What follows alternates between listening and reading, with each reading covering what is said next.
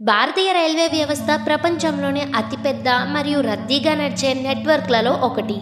మన ఇండియాలోని fast, super fast, express, passenger వంటి అనేక రకాల ట్రైన్స్ ఉన్నాయి.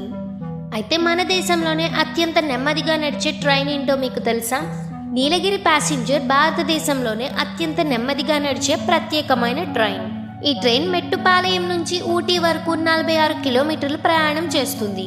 ఈ 46 కిలోమీటర్ల దూరం కవర్ చేయడానికి 5 నుండి 7 గంటల సమయం పడుతుంది. అయితే ఈ నీలగిరి పర్వత ట్రైన్ మార్గం ప్రకృతి సోయగాలను ఆస్వాదించేందుకు ప్రసిద్ధి చెందింది. అంతేకాదు, ఈ మార్గం యునెస్కో ప్రపంచ వారసత్వ ప్రదేశంగా గుర్తించబడింది. ఈ నీలగిరి పర్వత రైల్వే 1899లో ప్రారంభమైంది. ఇప్పటికీ 126 సంవత్సరాల చరిత్రను కలిగి ఉంది.